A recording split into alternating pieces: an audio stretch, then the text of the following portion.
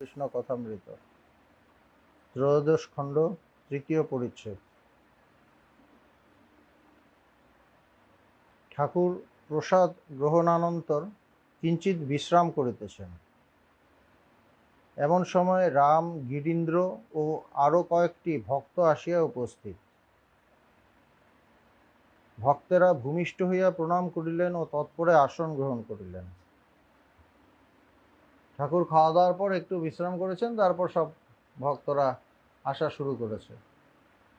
এবং ঠাকুরই একটা কথা বলতেন যে ফুল ফুটলে ওখানে ভ্রমর আসে। তো ঠাকুরের মধ্যে সেই প্রকাশটা হয়েছিল, সেই জন্য কিন্তু ঠাকুরের কাছে সব আসছে, ভক্তরা আসছে। একদিকে দক্ষিণেশ্বরে মাকে দর্শন করতে দর্শনার্থীরা আসে, কিন্তু আবার ঠাকুরকে দর্শন করতেও কিন্তু আসছে অনেকে। কেননা মাকে দেখে পুরোটা হচ্ছে না, ঠাকুরের কাছে যেতে হবে, কেননা তার মধ্যে প্রকাশটা হয়েছে, আসল প্রকাশ। তো আমরা দেখছি যে কয়েকজন ভক্ত এসেছেন, রাম, গিরীন্দ্র, আরও কিছু ভক্ত। শ্রীযুক্ত কেশবচন্দ্র সেনের নববিধানের কথা পড়িল। তো কেশব সেন ব্রাহ্ম সমাজের, তো ব্রাহ্ম সমাজের তখন দুভাগ হয়ে গেছে। একটা ভাগে ওই দেবেন্দ্রনাথ ঠাকুর তাদের যে আর আরেকটা হলো নববিধান। নববিধান মানে সেখানে কিছু কিছু কিছু ব্যাপার আলাদা, সেটা কেশব সেনই তো মানে করেছেন। তো নববিধান নিয়ে কথা হচ্ছে ঠাকুরের সাথে।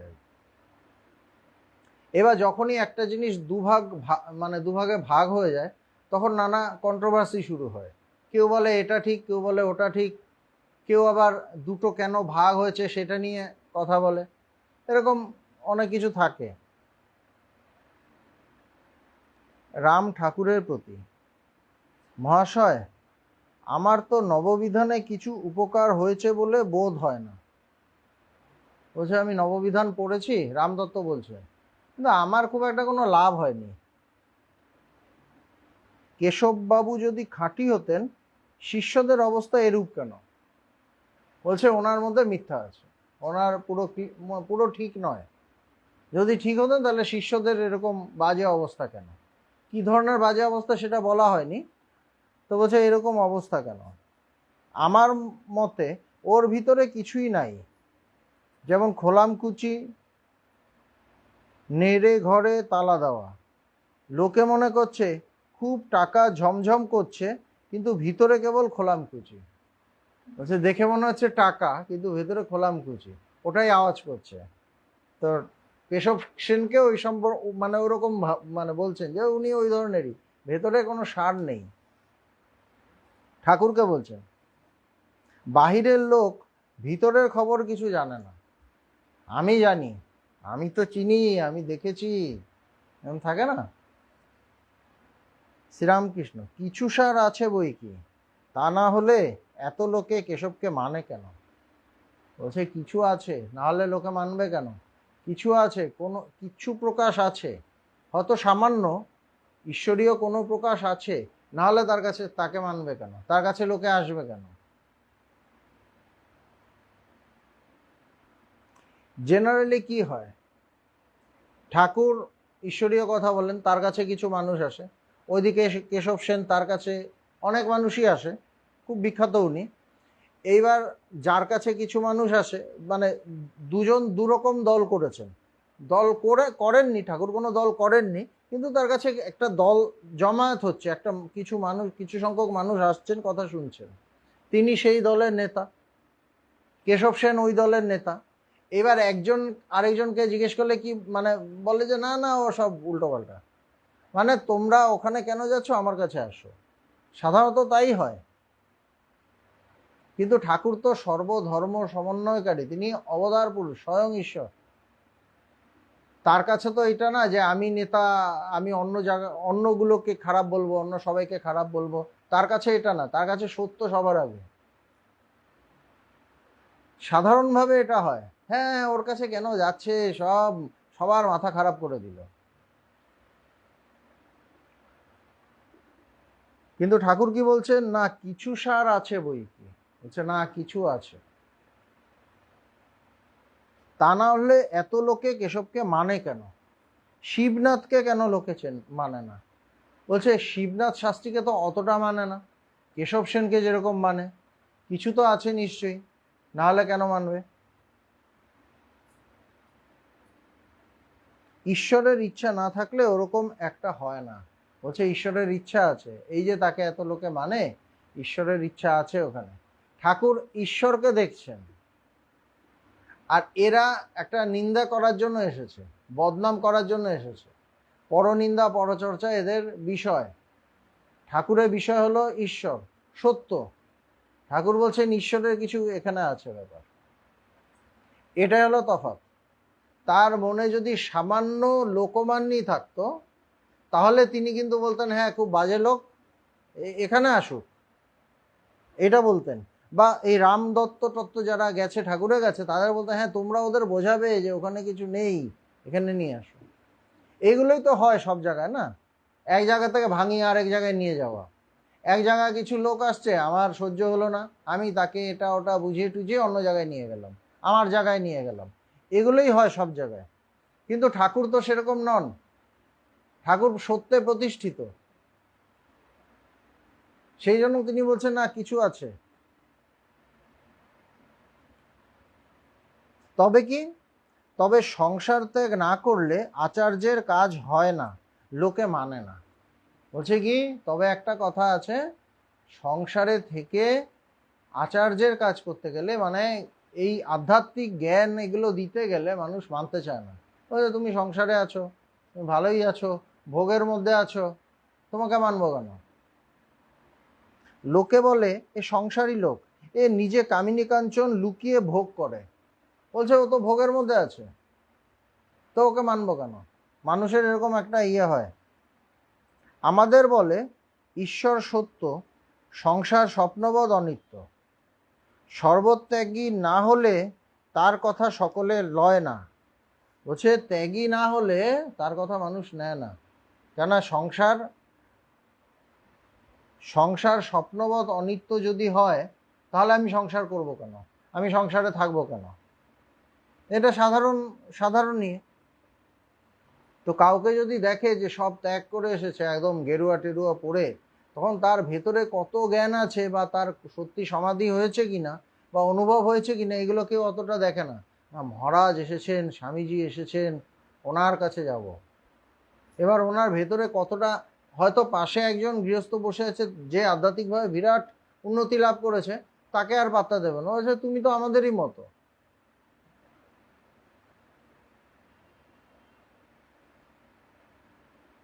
ঐহিক যারা, কেউ কেউ নিতে পারে, বলছে যারা মানে জাগতিক, তারা কেউ কেউ নিতে পারে এরকম মানুষকে, যারা সংসারে থেকে আধ্যাত্মিক কথা বলে, এরকম আধ্যাত্মিক একটা গুরুর স্থান নিয়েছে, তারাই মানবে যারা একটু ঐহিক, একটু জাগতিক। কেশবের সংসার ছিল, কাজে কাজেই সংসারের উপর মনও ছিল। বলছে তার সংসার ছিল, তার মানে সংসারের উপর মনও ছিল। সংসারটিকে তো রক্ষা করতে হবে, তাই অত লেকচার দিয়েছে। কেননা কেশব সেন তখন একটা বিরাট নাম, বলছে সংসারটাকে তো রাখতে হবে। কিন্তু সংসারটি বেশ পাকা করে রেখে গেছে। অমন জামাই, বলছে অত ভালো জামাই, বাড়ির ভিতরে গেলুম, বড় বড় খাট, ঠাকুর সবই দেখেন। সংসার করতে গেলে ক্রমে সব এসে জোটে। বলছে ক্রমে ক্রমে সবই এসে জোটে, ভোগটা চলেই আসে, একটা থেকে আরেকটা আসে। এটা লাগবে প্রথমে, এটা লাগবে, এটা নেই, এটা নেই, এটা ভীষণ দরকার, তারপর ওটাকে মেনটেন করার জন্য ওটা লাগবে, ওটাকে মেনটেন করার জন্য ওটা লাগবে। একটা গল্প আছে না, কপিনকে বাঁচতে, ওই ওরকমই একই। ভোগের জায়গায় সংসার, বলছে আলটিমেটলি সংসারটা কি ভোগের জায়গা। রাম, ও খাট বাড়ি বখরার সময় কেশব সেন পেয়েছিলেন। রাম বেশ, ওনার বেশ ভালো লাগছে এই টপিকটা, ওনার ওনার সিলেবাসের মধ্যে পড়ে গেছে আর কি। আমরা একটা সিলেবাসের টপিক চাই, তো তোমার মুখ দিয়ে কথা ফোটে খুব প্রচণ্ড। বলছে ওটা ওই মেয়ের যখন বিয়ে দিয়েছিল তখন পেয়েছিলেন।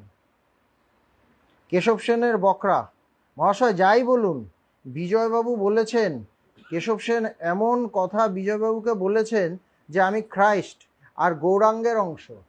বিজয়বাবু মানে বিজয় কৃষ্ণ গোস্বামী, তিনিও যেতেন। তো বিজয় কৃষ্ণ গোস্বামী পরে কেশব সেনের দল থেকে আবার সরে আসেন। কেশব সেন যেমন ওই দলটা মেইন দল থেকে কিছুটা সরে এসেছিলেন, বিজয় কৃষ্ণ গোস্বামী আবার ওখান থেকে সরে আসেন। তো বিজয় কৃষ্ণকে নাকি উনি বলেছিলেন আমি যীশু খ্রিস্টের অংশ এবং গৌরাঙ্গের অংশ। তো বলছে যে তুমি বলো যে তুমি অদ্বৈত, মানে তুমি অদ্বৈত, চৈতন্যদেবের একজন নিয়েছেন অদ্বৈত হ্যাঁ অদ্বৈত আচার্য, তুমি বলো যে তুমি অদ্বৈত আচার্যের বংশ। উনি ছিলেন বোধহয়। বলছে তুমি এটা বলো, প্রচার করো আর কি। আবার কি বলে জানেন, আপনিও নববিধানী। ঠাকুরের দিকে তাকিয়ে বলছে, আপনাকেও বলছে আপনিও নববিধানী, মানে কেশব সেন নাকি বলছে যে ঠাকুর রামকৃষ্ণদেব নববিধান মানেন। শ্রীরামকৃষ্ণ হাসিতে হাসতে, কে জানে বাপু, আমি কিন্তু নববিধান মানে জানি না। সকলের হাস্য। রাম, কেশবের শিষ্যরা বলে জ্ঞান আর ভক্তির প্রথম সামঞ্জস্য কেশববাবু করেছেন। মানে তার শিষ্য থাকে তো ওরকম, যেরকম তার শিষ্যরা ওরকম হয়, চেলারা ওরকম হয়। বলছে জ্ঞান আর ভক্তির সামঞ্জস্য নাকি কেশব সেন করে গেছেন, এটা শিষ্যরা বলে। তো এইগুলো সব ঠাকুরকে বলছে আর কি। শ্রীরামকৃষ্ণ অবাক হইয়া, সে কি গো, অধ্যাত্ম রামায়ণ তবে কি? অধ্যাত্ম রামায়ণ বলে একটা শাস্ত্রীয় বই আছে, বলছে ওটাতে কি? নারদ রামচন্দ্রকে স্তব করতে লাগলেন, হে রাম, বেদে যে পরব্রহ্মের কথা আছে সে তুমি, অধ্যাত্মে আছে। বলছে নারদ রামচন্দ্রকে স্তব করছেন, রামচন্দ্র মানে তিনি অবতার পুরুষ, তাকে স্তব কে করছে? নারদ, একজন ঋষি যিনি সবসময় নারায়ণকে নিয়ে থাকেন। তিনি কি বলছেন, কথাটা কি বলছেন? বেদে যে পরব্রহ্মের কথা আছে সে তুমি।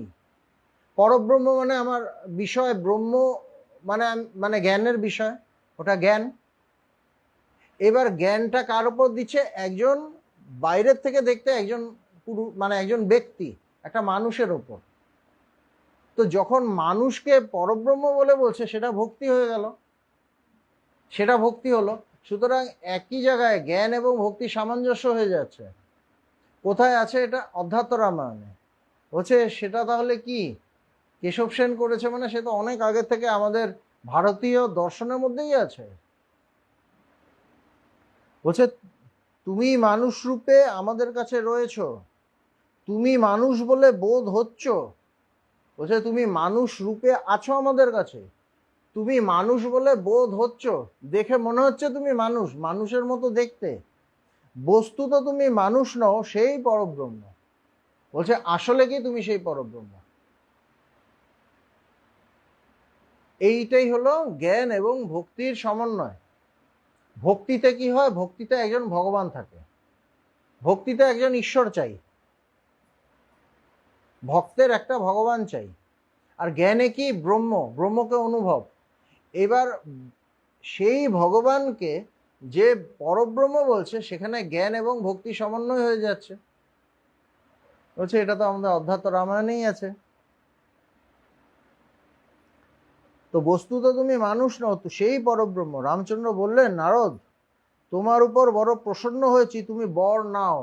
রাম বলছেন তুমি বর নাও। রামচন্দ্র তো একজন রাজা, একজন রাজা, তার কাছে একজন ঋষি এসেছে। ও একজন রাজা, ঋষি এলে তাকে উল্টো গুরুর আসনে বসিয়ে দেয়, তাই তো? এখানে কি দেখা যাচ্ছে? রামচন্দ্র কি করছেন? বলছে তোমার উপর প্রসন্ন হয়েছি, তুমি বর নাও। মানে তিনি কথা শুনে তিনি সেই জায়গায় দাঁড়িয়ে গেছেন, ঈশ্বরীয় জায়গায়, পরব্রহ্মের জায়গায়। এবং এই যে বলছেন তুমি বর নাও, প্রসন্ন হয়েছি, মানে তোমার কথাটাকে আমি স্বীকার করলাম। মানেটা কি দাঁড়াচ্ছে? তোমার কথা আমি স্বীকার করলাম।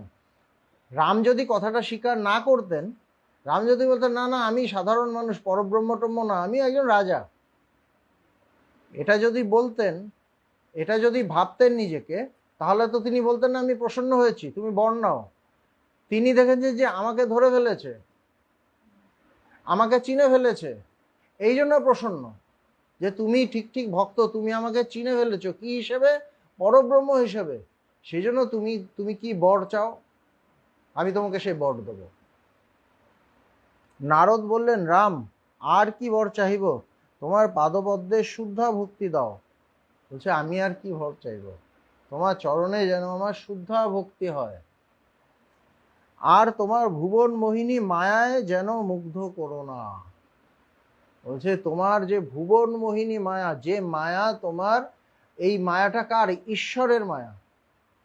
ভুবন মোহিনী মায়াটা কার? ব্রহ্মে কোনো মায়া নেই, মায়ার পারে, কিন্তু বলছেন ঈশ্বরের সেই মায়া সারা পৃথিবীকে মুগ্ধ করে রেখেছে।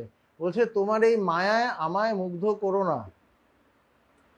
তার মানে বোঝা যাচ্ছে যে জ্ঞান হলেও সব হলো না।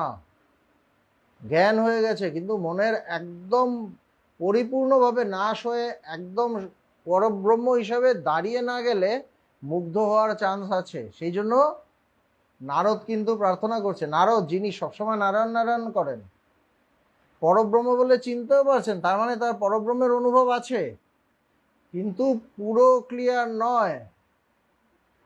পুরো ক্লিয়ার না মানে আরো একদম প্রতিষ্ঠিত না, তাইলে আর এই প্রার্থনাটা আসতো না। একটু বাকি আছে বা একটু টেনশন আছে, এই জন্য বলছে তোমার ভুবন মোহিনী মায়ায় মুগ্ধ করো না। আমরা কি দেখছি পরে, মানে আমরা ঠাকুর স্বামীজিকে দেখছি, শিষ্যকে বলছে বারবার ধ্যান আত্মতত্ত্বের এই বলছে যে এই মনশালাকে ব্রহ্ম সমুদ্রে চুবিয়ে চুবিয়ে মেরে ফেল, ব্রহ্ম সমুদ্রে চুবিয়ে চুবিয়ে মেরে ফেল। তার মানে এক চুবুনিতে হবে না, একটা সমাধিতে হবে না, বারবার ডুবতে হবে, না হলে ভয় থাকবে। তখন ওই প্রার্থনা করতে হবে যে তোমার ভুবন মোহিনী মায়ায় মুগ্ধ করো না। জ্ঞানটা সেই জায়গায় যদি পৌঁছে যায় যেখানে আমি কোনো মায়া দেখি না, এক ব্রহ্ম ছাড়া আমার চোখে আর কোনো কিছু, আমার কাছে আর কোনো কিছু স্ফুরণ হচ্ছে না, তখন আর এই প্রার্থনা করতে হবে না। সুতরাং আমি যত বড়ই বিরাট কিছুই হই না কেন, যতক্ষণ আমার মনের পরিপূর্ণ নাশ না হচ্ছে ততক্ষণ আমাকে এগোতে হবে, সাধনা করতে হবে। তোতাপুরী সাধনা করছেন, নির্বিকল্প সমাধি বহু বছর আগে হয়েছে, কিন্তু দেখা যাচ্ছে তিনি সাধনা করছেন। তো বলছেন যে তোমার ভুবন মোহিনী মায়া যেন মুগ্ধ করো না, অধ্যাত্মে কেবল জ্ঞান ভক্তিরই কথা। ঠাকুর কিন্তু এই যে টপিক একটা চলছিল কেশব সেনকে নিয়ে, একটা পরনিন্দা পরচর্চা, মানুষের তো, জাগতিক মানুষের এগুলো খুব সাবজেক্ট, তারা ওইটা নিয়ে ভালো থাকে। তো ঠাকুরের কাছে গিয়েও ওইসব শুরু করে দিয়েছে। হয়েছে যদি ঠাকুর যদি এইসব কথা একটু বেশি বলেন, বেশ বিকেলটা বা সন্ধ্যেটা ভালো কাটে। কিন্তু দেখা যাচ্ছে ঠাকুর কথাটা শুনলেন, শুনে ওইটাকে করলেন যে না, অধ্যাত্মে আছে জ্ঞান এবং ভক্তি সমন্বয়, তারপর ওইটা নিয়েই বলতে শুরু করলেন। একবার বলে ছেড়ে দিলে হতো, আবার পরনিন্দায় ঢুকে যাওয়া যেত। সাধারণ মানুষ তো তাই করে, একটা কথা হলো তারপরেই আবার ঢুকে যায় আসল আসল টপিকে। কিন্তু ঠাকুর কিন্তু টপিক চেঞ্জ করে দিচ্ছেন, অনেকক্ষণ ধরে ব্যাখ্যা করলেন। বোঝা যাচ্ছে কথাগুলো? অনেকক্ষণ ধরে ব্যাখ্যা করছেন পরব্রহ্মের কথা, নারদ কি বলছেন, রাম কি বলছেন, ব্যাখ্যা করে টপিক কিন্তু চেঞ্জ করে দিলেন। এই যে যারা ভক্তরা গেছিল তাদের মনটা যে লেভেলে ছিল, মনটা কিন্তু একটা লেভেলে উঠে গেল। তারা বুঝতেও পারলো না, ঠাকুর তাদের মনটাকে কিন্তু আস্তে করে টেনে নিলেন, আরো উঁচুতে তুলে নিলেন। ভগবানের কাছে গিয়ে আমাদের এক্স্যাক্টলি তাই হতো, মনটা কোথায় যেন একটা অনেক বড় জায়গায় পৌঁছে যেত। হয়তো একটা ভগবান এইসব পছন্দই করতেন না, কোনো কারোর সম্পর্কে কিছু বলা, কারোর সম্পর্কে কিছু নিন্দা করা একদম সহ্য করতে পারতেন না। যে গিয়ে বলতো তার মানে তার কপালে দুঃখ আছে, কেউ গিয়ে যদি তাকে কোনো নেগেটিভ কথা বলতো তার কপালে দুঃখ আছে। অধ্যাত্মে কেবল জ্ঞান ভক্তিরই কথা। কেশবের শিষ্য অমৃতের কথা পড়িল। তো অমৃত বলে কেউ ছিল, কেশব সেনের শিষ্য, তার কথা এসেছে। রাম, অমৃতবাবু একরকম হয়ে গেছেন। শ্রীরামকৃষ্ণ, হ্যাঁ সেদিন বড় রোগা দেখলুম। রাম, মহাশয় লেকচারের কথা শুনুন, যখন খোলের শব্দ হয় সেই সময় বলে কেশবের জয়। না, এখনো চলছে, উনি চালিয়ে যাচ্ছেন। উনি হার মানেননি, বলছে আমিও চালাবো, দেখি ঠাকুর যতই বলুন। বলছে যে যখন খোলের শব্দ হয় সেই সময় বলে কেশবের জয়। আপনি বলেন কি না যে গেরে ডোবায় দল হয়? তাই একদিন লেকচারে অমৃতবাবু বললেন, সাধু বলেছেন বটে গেরে ডোবায় দল বাঁধে, কিন্তু ভাই দল চাই, দল চাই, সত্য বলছি, সত্য বলছি, দল চাই। শ্রীরামকৃষ্ণ, এ কি ছে, এ কি লেকচার? তা ঠাকুর একটু ডিস্টার্ব হয়েছেন এইসব কথা শুনে। কেহ কেহ একটু প্রশংসা ভালোবাসেন, এই কথা পড়িল। শ্রীরামকৃষ্ণ, নিমাই সন্ন্যাসে যাত্রা হচ্ছিল, কেশবের ওখানে আমায় নিয়ে গেছিল। নিমাই সন্ন্যাস চৈতন্যদেব, তার যাত্রা। সেই দিন দেখেছিলাম কেশব আর প্রতাপকে, একজনকে বললে এরা দুজন গৌরনিতাই। ঠাকুরও অনেক কিছু খেয়াল করেছেন, কাউকে বলেননি সেইভাবে। বলছে যে কেউ বললে কেশব আর প্রতাপচন্দ্র মজুমদার, এই সেই ভদ্রলোক যিনি স্বামীজি যখন বিদেশে গিয়ে মানে একদম তোলপাড় করে দিলেন শিকাগো বক্তৃতায়, সেই প্রতাপ মজুমদার স্বামীজিকে নিয়ে যা তা ওখানে বাজে কথা বলেছে, কিন্তু কিছু করতে পারেনি, কিন্তু অনেক বাজে বাজে কথা বলেছে। হ্যাঁ, সেই প্রতাপ মজুমদার গেছিল ব্রাহ্ম সমাজের রিপ্রেজেন্টেটিভ হয়ে। স্বামীজি যেরকম হিন্দু ধর্মের, তো উনি ব্রাহ্ম সমাজের হয়ে গেছিলেন। তারপর দেখছে যে স্বামীজি তো তার থেকে বয়সে ছোট, সেই সময় মানে আগের রূপে দেখেছে নরেন্দ্রনাথ দত্ত, এবার দেখছে স্বামী বিবেকানন্দ হয়ে একদম তোলপাড় করে দিয়েছে। আমার তো খুব গায়ে লেগেছে, তো অনেক উল্টো পাল্টা কথা বলেছে। কেউ কনভিন্স হয়নি, কারণ স্বামীজিকে যে একবার দেখে নিয়েছে, সেখানে স্বামীজির সম্পর্কে বাজে কথা বললেও বেশি কিছু আর করতে পারেনি সেই প্রতাপ মজুমদার। তা ঠাকুর দেখেছিলেন যে কেশব আর প্রতাপকে কে একজন বললে এরা দুজন গৌরনিতাই। ঠাকুরের খারাপ লেগেছে। গৌরনিতাইয়ের লেভেলে কি ওরা? তা তো নয়। প্রসন্ন তখন আমায় জিজ্ঞাসা করলে, তাহলে আপনি কি?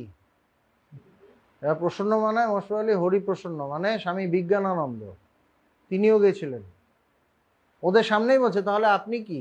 ওরা যদি গৌরনিতাই হয়, খুব বিপদে পড়ে গেছে ওরা। দেখলাম কেশব চেয়ে রইল, কেশব চুপ করে গেছে। আমি কি বলি দেখবার জন্য, বলছে দেখি উনি কি বলে।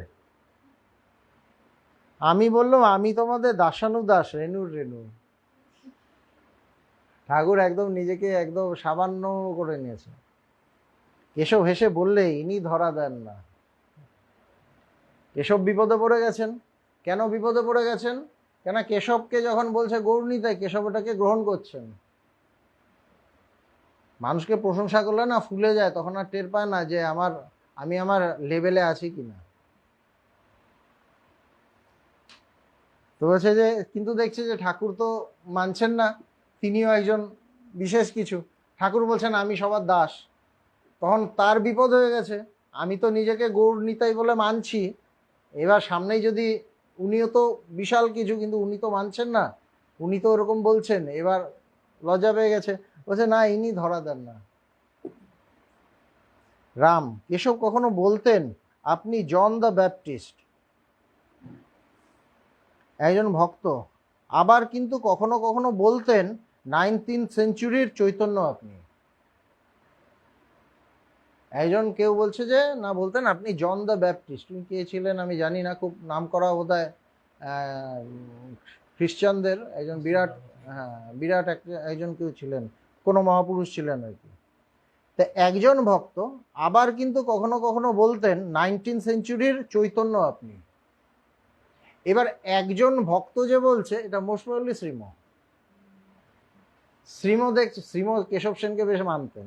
শ্রীম সবাইকে শ্রদ্ধা করতেন। এবার দেখছে যে একটু কেমন কেমন কথা হচ্ছে, তো ভালো কথাও তো একটু হতে হবে। বলছে না, এটাও বলতেন কিন্তু, যে আপনি এই 19 শতকের আপনি চৈতন্যদেব, এটাও বলতেন। শ্রীরামকৃষ্ণ, ওর মানে কি? ভক্ত, ইংরেজি এই শতাব্দীতে চৈতন্যদেব আবার এসেছেন, সে আপনি। ভক্ত বলতে এটাও সেই শ্রীময়ী হবে। শ্রীরামকৃষ্ণ অন্যমনস্ক হয়ে, তা তো হলো,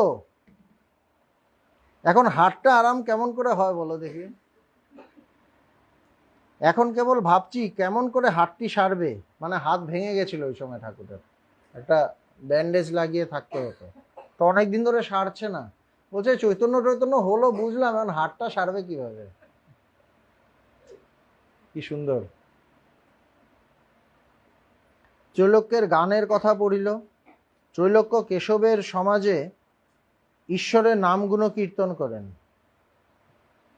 শ্রীরামকৃষ্ণ, আহা ত্রৈলোক্যের কি গান, ত্রৈলোক্য খুব সুন্দর গান করতেন। বলছে ত্রৈলোক্যের কি গান, রাম কি ঠিক ঠিক সব, রাম শুধু এইসবই কথা। বলছে ঠিক ঠিক সব, ওই গান ঠিক আছে। শ্রীরামকৃষ্ণ, হ্যাঁ ঠিক ঠিক, তা না হলে মন অত টানে কেন। বলছে না না খুব ভালো, না হলে আমার টানে কেন। ঠাকুর তো নিজেকে জানেন যে তিনি নররূপে ঈশ্বর, তো ঈশ্বরের মন টানছে, সে ঠিক না হয়ে পারে। বলছে ঠিক আছে, নাহলে টানে কেন। তার দৃষ্টি আর আরেকজনের জাগতিক লোকের দৃষ্টিতে এক হবে না। এক হয়? আমরা একভাবে জগৎকে দেখি, ভগবান আরেকভাবে জগৎকে দেখতেন, তাই না? এক না। বলছে না না ঠিক, এত টানে কেন। রাম সব আপনার ভাব নিয়ে গান বেঁধেছেন। বলছে ত্রৈলোক্য যে গান বানিয়েছে আপনার ভাব নিয়ে। কিরকম? বলছে কেশব সেন উপাসনার সময় সেই ভাবগুলি সব বর্ণনা করতেন, আর ত্রৈলোক্যবাবু সেরূপ গান বাঁধতেন। বলতে মানে কেশব সেন ঠাকুরকে যেভাবে দেখেছেন, ঠাকুর তো নানাভাবে থাকতেন, সেই ভাবটা দেখেছেন, দেখে গিয়ে ওগুলো বলতেন, আর ত্রৈলোক্য গান বানিয়ে দিতেন। ওই গানটা, ওই দেখুন না ওই গানটা, প্রেমের বাজারে আনন্দের মেলা, হরি ভক্ত সঙ্গে রসরঙ্গে করিছেন কত খেলা। আপনি ভক্ত সঙ্গে আনন্দ করেন দেখে ওই সব গান বাঁধা, মানে ওখানেও নিন্দা করছে। শ্রীরামকৃষ্ণ সহাস্যে, তুমি আর জ্বালিও না, আবার আমায় জড়াও কেন। বলছে সব কিছুতে আমাকে টানছো কেন, আমাকে নিয়ে গান বেঁধেছো, তুমি আর জ্বালিও না। মানে বুঝছেন তো, ভাবটা নষ্ট করছে। তিনি তো চেষ্টা করছেন সবার মনটাই জানতে ওপরে ওঠে, আবার সেই সেই পুরনো কাসুন্দি। বলছে তুমি আর জ্বালিও না, আবার আমায় জড়াও কেন। গিরীন্দ্র, ভক্তরা বলেন পরমহংসদেবের ফ্যাকাল্টি অফ অর্গানাইজেশন নাই। শ্রীরামকৃষ্ণ, এর মানে কি? মাস্টার আপনি দল চালাতে জানেন না। মানে ব্রাহ্মভক্তরা এসব বলতো যে উনি দলের নেতা যেরকম হয় উনি সেরকম না। ঠাকুর তো খুব সহজভাবে থাকতেন না, তিনি তো আর নেতাগিরি করতে আসেননি, তিনি সবাইকে ঈশ্বরীয় কথা বলতে বোঝাতে এসেছিলেন, এবং তিনি সেই সহজভাবে তার ভাবে তার ভাষায় তিনি বলতেন। তিনি কোনো দল টল এসব বুঝতেন না। তো বলছেন যে ফ্যাকাল্টি অফ অর্গানাইজেশন নেই, এর মানে কি? আপনি দল চালাতে জানেন না, আপনার বুদ্ধি কম, এই কথা বলে। সকলের হাস্য। শ্রীরামকৃষ্ণ রামের প্রতি, এখন বলো দেখি আমার হাত কেন ভাঙলো। ঠাকুর টপিকটা চেঞ্জ করছেন, চেঞ্জ করতে চাইছেন। তুমি এই নিয়ে দাঁড়িয়ে একটা লেকচার দাও। বলছে কেশব সেন থাক, এবার তুমি এটা নিয়ে একটা লেকচার দাও, আমার হাত কেন ভাঙলো।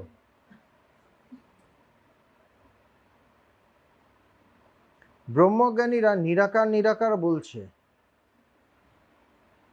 ঠাকুর অনেকক্ষণ সহ্য করেছেন এইসব জাগতিক কথাটা, এইবার আধ্যাত্মিক কথা শুরু করেছে। ব্রহ্মজ্ঞানীরা নিরাকার নিরাকার বলছে, তা হলেই বা আন্তরিক তাকে ডাকলেই হলো। বলছে ব্রাহ্ম সমাজের ওরা নিরাকার উপাসনা করতো, তো বলছে ঠিক আছে, কিন্তু তাকে আন্তরিকভাবে ডাকতে হবে। সে নিরাকার করুক, অসুবিধা নেই, তাকে আন্তরিকভাবে ডাকতে হবে। আন্তরিক কথাটা, আন্তরিকতাটাই মেন। আমি ঈশ্বর, আমি ঘন্টার পর ঘন্টা ঈশ্বরকে নিয়ে বসে আছি, এই পুজো করছি এই পুজো করছি, চারদিকে বলে বেড়াচ্ছি, কিন্তু আমার বলে বেড়ানোর দিকে মন বেশি, ঈশ্বরকে যাকে ডাকছি তার উপর মন নেই। আমার বিশ্বাস নেই যে তিনি সত্যি আসেন, আমার বিশ্বাস নেই তিনি সত্যি আমার ভোগ প্রসাদ খান। কিন্তু আমি বলছি আজকে এটা করে দিলাম ঠাকুরকে, অনেক দিন এটা করি না, এটা করে দিয়ে আমার বাইরে গিয়ে গল্প করছি, মানে আমি যে ভালো কিছু দিই ঠাকুরকে ওইটা গল্প করছি, কিন্তু আমি দেখছি না যে ঠাকুর কি সত্যি আসেন। এইটাই হলো আন্তরিকতার অভাব। এই জন্য বলছে আন্তরিকতা থাকলেই হলো। আমি যদি নিরাকার ভাবে উপাসনা করি, সাধনা করি, যেন আন্তরিক হয়। যদি আন্তরিক হয়, তিনি তো অন্তর্যামী, তিনি অবশ্য জানিয়ে দেবেন তার স্বরূপ কি। আমি যদি ঠিক ভাবে ডাকি, তিনি আমাকে জানিয়ে দেবেন তিনি কেমন, তার স্বরূপ কি, এইটা তিনি জানিয়ে দেবেন, অবশ্যই জানিয়ে দেবেন। তবে এটা ভালো না এই কথা বলা যে আমরা যা বুঝেছি তাই ঠিক, আর যে যা বলছে সব ভুল। বলছে এই যে একটা ভাব থাকে আমাদের, আমি যেভাবে চলি এটাই ঠিক, আর ও এটা কেমন যেন এটা বললাম। কিন্তু ওর জীবনে হয়তো অনেক স্ট্রাগল আছে, কিভাবে উঠে আসছে তার মনের খবরও জানি না, তার যুদ্ধের কথাও জানি না, তার লড়াইয়ের কথাও জানি না, তার কিচ্ছু জানি না, কিন্তু বলার সময় এটা বলে দিলাম, নিজেকে একটা বিরাট কেউ কটা মনে করলাম। আমাদের এগুলো হয়। আমার মনের মতো তো সবাই হবে না, সবাই তার মতো হবে। আমাকে সে তার ভালো জিনিসটা দেখতে হবে, তার ভেতরে যে ভালো জিনিসটা আছে সেটা খুঁজে দেখতে হবে, সেটা বার করতে হবে। ভগবান সবাইকে ভালোবাসতেন কেন? যে যেরকমই হোক ভগবান তার মধ্যেও কোনো ভালো জিনিস খুঁজে বার করে নিতেন, তার মধ্যে ঈশ্বরের প্রকাশটা বার করে নিতেন।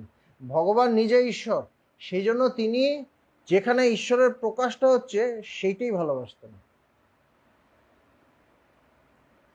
যেমন আমরা আয়না দেখি, আয়না দেখার জন্য, আয়নাটার দিকে তাকানোর জন্য দেখি না, নিজেকে দেখানোর জন্য দেখি, নিজেকে দেখার জন্যই দেখি।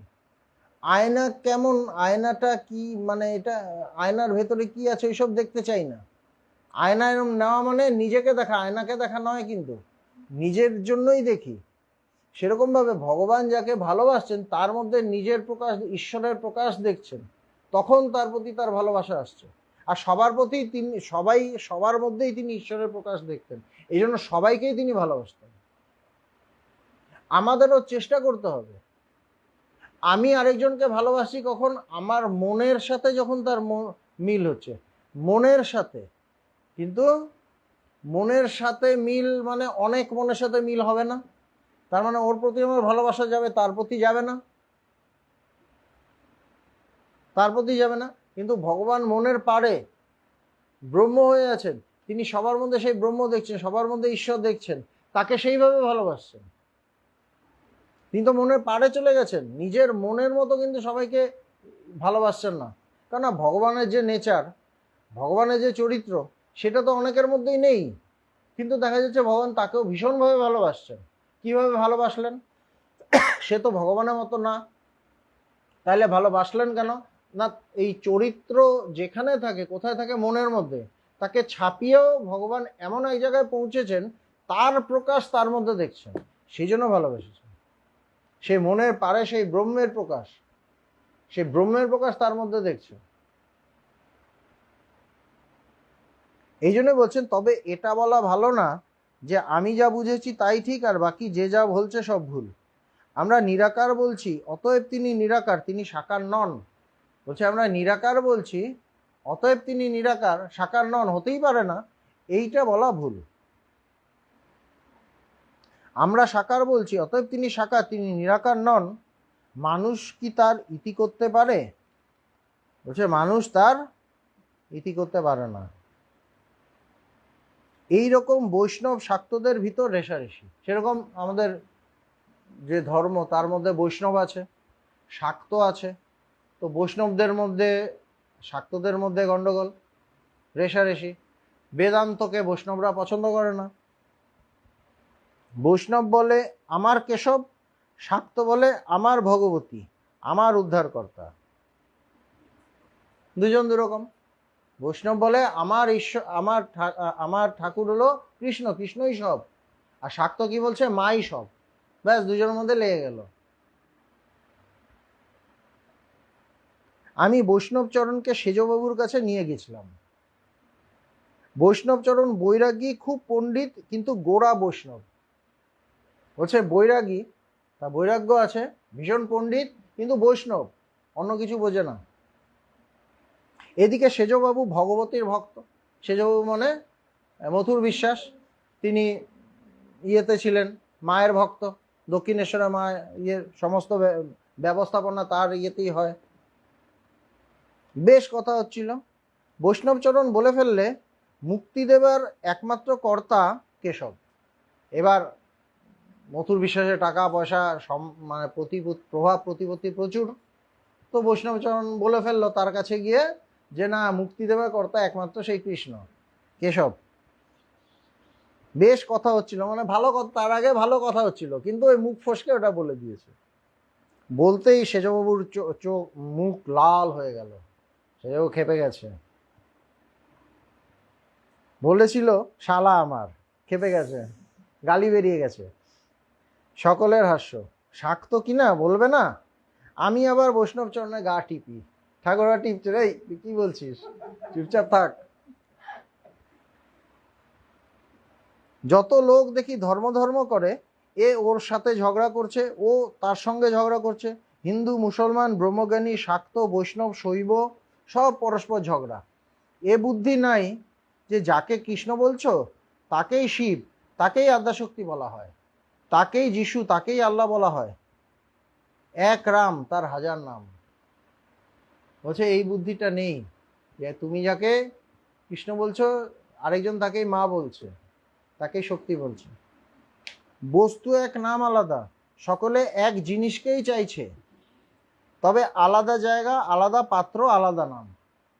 একটা পুকুরে অনেকগুলি ঘাট আছে। হিন্দুরা এক ঘাট থেকে জল নিচ্ছে কলসি করে, বলছে জল।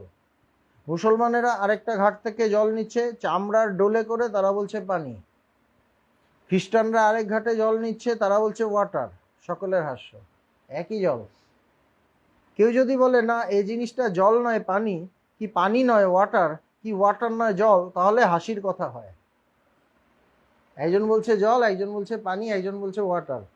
এখানে একটা কথা আছে, জল নিতে এসে কেউ যদি জলটা নেয়, আরেকজন এসে যদি পানি বলে, সে কিন্তু বলবে হ্যাঁ পানি আর জল একই, তুমি পানি বলছো, ও এটা জলই, দেখো না একই জিনিস।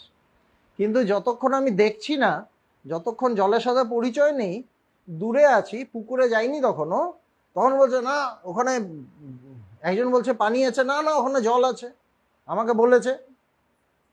অ্যাকচুয়ালি চলে গেলে, হাতে নিয়ে দেখলে বা একটু টেস্ট করলে, তখন যে পানি বলবে সে বলবে হ্যাঁ একই জিনিস, যে জল বলবে সেও বলবে একই জিনিস, যে ওয়াটার বলবে সেও বলবে একই জিনিস। তখন কিন্তু মিল হয়ে যাচ্ছে। এই জন্যই বলছে আধ্যাত্মিকতা দাঁড়িয়ে আছে অনুভবের ওপর। অনুভব হলে কোনো অসুবিধা নেই।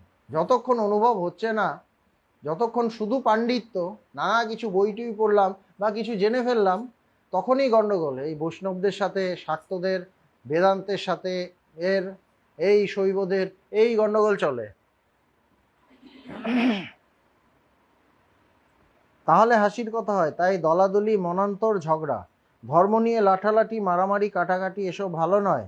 সকলেই তার পথে যাচ্ছে, আন্তরিক হলেই, ব্যাকুল হলেই তাকে লাভ করবে। এইটাই মূল কথা, ব্যাকুল হলেই তাকে লাভ করবে, আর কিচ্ছু না। মূল কথা হলো ব্যাকুলতা।